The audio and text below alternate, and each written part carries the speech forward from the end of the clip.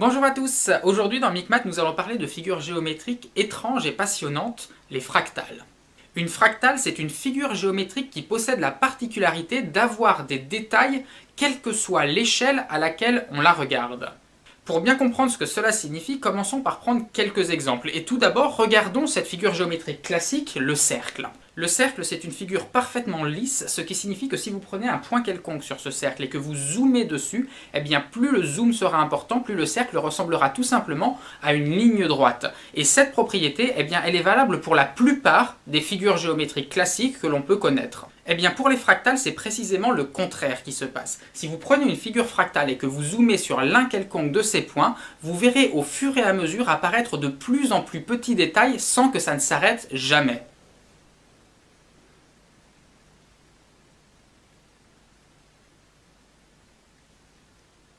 On peut trouver dans le monde qui nous entoure de nombreux exemples de formes fractales. C'est le cas notamment des frontières naturelles de certains pays. Prenons par exemple le cas de la Grande-Bretagne. On voit bien sur cette carte que la figure géométrique qui est déterminée par cette île n'est pas du tout lisse. Et même si l'on zoomait un maximum sur ses contours, sur ses frontières, eh bien on verrait bien qu'à aucun moment ça ressemble à une ligne droite. Il y aurait toujours des petits détails, même si on allait à quelques mètres de précision, eh bien en allant sur place, on pourrait toujours constater qu'il y a quelques falaises, quelques rochers à contourner, au pire même quelques grains de sable, mais il y aurait toujours des petits détails de plus en plus petits.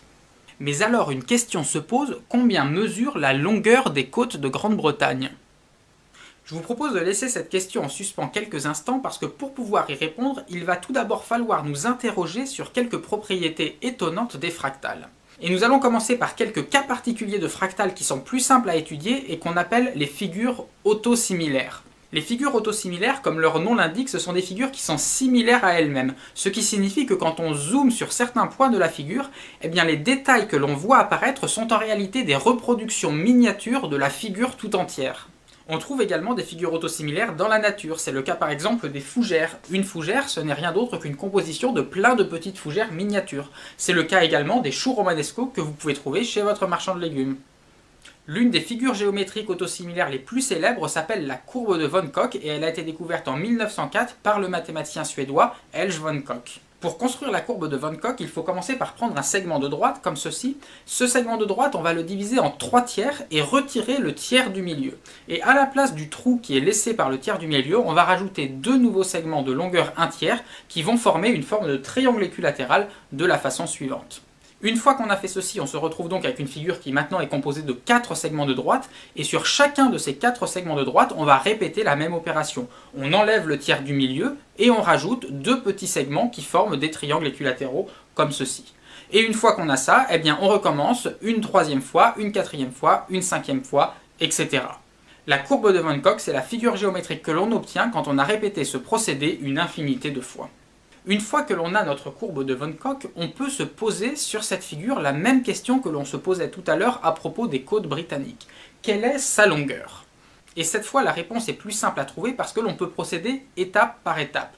À chaque étape de construction de la courbe de von Koch, qu'a-t-on fait? On a découpé chaque segment en 3 tiers, on lui a enlevé 1 tiers, et on a rajouté 2 segments de longueur également 1 tiers. Donc au final, on enlève 1 tiers, on rajoute 2 tiers, on a gagné 1 tiers.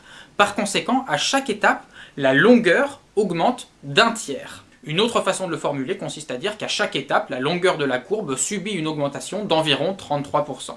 Et là, vous commencez peut-être à comprendre ce qui va se passer. À chaque étape, la longueur de la courbe augmente à 33%. Mais combien y a-t-il d'étapes? Nous avons dit qu'il y en avait une infinité. La courbe de von Koch, c'est la courbe que l'on obtient quand on répète une infinité d'étapes. Donc autrement dit, la longueur de la courbe subit une infinité de fois une augmentation de 33%. Par conséquent, la courbe de von Koch a une longueur infinie. À première vue, ça peut sembler paradoxal que la figure ait une longueur infinie, puisque là, elle a l'air de tenir parfaitement sur une surface finie. Mais en réalité, c'est totalement possible de dessiner une courbe de longueur infinie sur une surface finie. D'ailleurs, on peut faire des découpages très amusants avec ça, comme j'en avais déjà parlé dans ma vidéo sur le problème isopérimétrique. Mais alors, est-on sûr que la courbe de von Koch est une ligne? A priori, la question peut sembler assez étrange et pourtant elle se pose, car à partir de ce procédé qui consiste à répéter une infinité d'étapes, il est tout à fait possible de produire des surfaces avec des lignes. Prenons un exemple, regardez cette figure géométrique-là qui est composée d'un pic. Si maintenant on l'augmente en prenant une figure à 2 pics, puis à 3 pics, à 4 pics, à 5 pics, et etc., en augmentant sans cesse le nombre de pics, eh bien chacune des figures intermédiaires que l'on dessine est bien une ligne, et pourtant si on répète ce procédé une infinité de fois, eh bien la figure limite que l'on obtient n'est plus une ligne mais une surface, en l'occurrence un carré. Mais alors, est-il possible que la courbe de Von Koch nous fasse le même coup? Est-il possible que cette ligne, à force de s'entortiller sur elle-même, finisse par remplir une petite bande de surface? Pour répondre à cette question, il faut nous demander ce qui différencie fondamentalement les lignes des surfaces. On peut par exemple penser à la façon de les mesurer. Une ligne se mesure par sa longueur, qui s'exprime par exemple en mètres, et une surface se mesure par son aire, qui s'exprime par exemple en mètres carrés. Les mesures des lignes ou des surfaces réagissent notamment différemment lorsque l'on fait des agrandissements ou des rétrécissements des figures. Prenez par exemple ce carré et dessinez à côté de lui un autre carré dont les dimensions ont été multipliées par 2, c'est-à-dire que les longueurs ont été multipliées par 2 comme ceci. Si on regarde son périmètre, c'est-à-dire la longueur de son contour, c'est tout naturel de se dire qu'en passant du petit carré au grand carré, elle a été multipliée par 2. Mais si au contraire on regarde maintenant non pas son périmètre mais sa surface, son aire, eh bien celle-ci n'a pas été multipliée par 2 mais par 4. La preuve, si on fait le découpage suivant, on peut découper le carré 2 fois plus grand en 4 petits carrés plus petits. Et si maintenant on trace un autre carré dont les dimensions sont multipliées cette fois non pas par 2 mais par 3, eh bien ses longueurs naturellement, son périmètre est multiplié par 3, en revanche sa surface, elle, est multipliée par 9. Et c'est bien normal puisque la surface est un objet de dimension 2. Autrement dit, quand on augmente la taille du carré, on augmente à la fois sa largeur et sa longueur. Donc comme la largeur est multipliée par 3 et que la longueur est multipliée par 3, eh bien la surface au total est multipliée par 3 fois 3, c'est-à-dire 9. Et de la même façon, si on multipliait maintenant les longueurs par 4, eh bien la surface serait multipliée par 4 fois 4, c'est-à-dire 16. Et si on multipliait les longueurs par 5, la surface sera multipliée par 5 fois 5, c'est-à-dire 25, etc. D'une manière générale, si les longueurs d'une figure sont multipliées par un certain nombre, eh bien les surfaces de cette figure sont multipliées par le même nombre, mais mis au carré. Bien, nous avons maintenant tout ce qu'il nous faut, regardons ce qui se passe si on agrandit une courbe de Von Koch.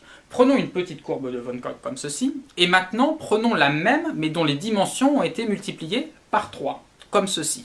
On constate alors que la grande courbe de Von Koch est composée d'exactement 4 exemplaires de la petite courbe de Von Koch. Alors que peut-on en déduire? Est-ce que c'est une ligne ou est-ce que c'est une surface?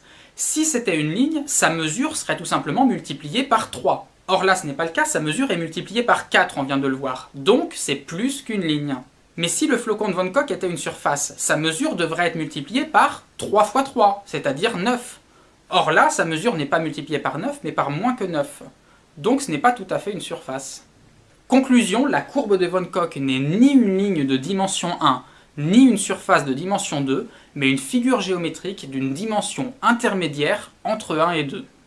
Et mieux que ça, il est réellement possible de calculer la dimension de cette figure géométrique, et on trouve que la courbe de Von Koch a une dimension égale à 1,26.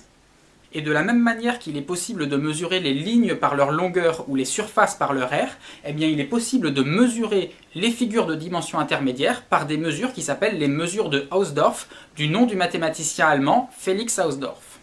La courbe de Von Koch aura donc une mesure qui ne sera ni en mètres ni en mètres carrés, mais en mètres puissance 1,26.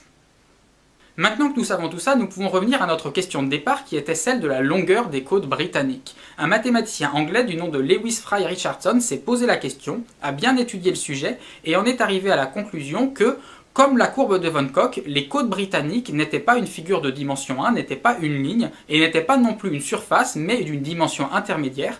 Il a trouvé par ses calculs une dimension égale à 1,24. Ce qui signifie que cette question de départ n'avait en réalité pas vraiment de sens puisque les côtes britanniques ne sont pas une ligne. Et si on avait voulu mesurer comme si c'était une longueur cette côte britannique avec une précision de plus en plus grande, eh bien comme pour la courbe de Von Koch, eh bien on aurait trouvé des valeurs de plus en plus grandes au fur et à mesure que la précision augmente. Et ces valeurs de plus en plus grandes, elles auraient été de plus en plus proches de l'infini. Voilà, cette vidéo est maintenant terminée, j'espère qu'elle vous a plu. Les fractales, c'est vraiment un sujet absolument fascinant. D'ailleurs, j'ai évidemment pas eu le temps de tout traiter dans cette seule petite vidéo. Je referai probablement un jour d'autres vidéos pour traiter d'autres aspects des fractales parce qu'il y a vraiment des tas de choses à dire sur ce sujet et c'est toujours absolument passionnant.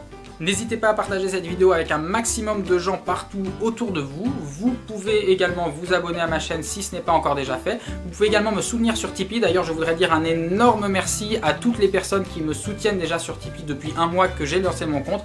Merci, merci, merci, merci. Ça me fait énormément plaisir. Ça me fait chaud au cœur de voir votre soutien. Et en attendant, moi je vous dis au revoir et à bientôt pour de nouvelles aventures mathématiques.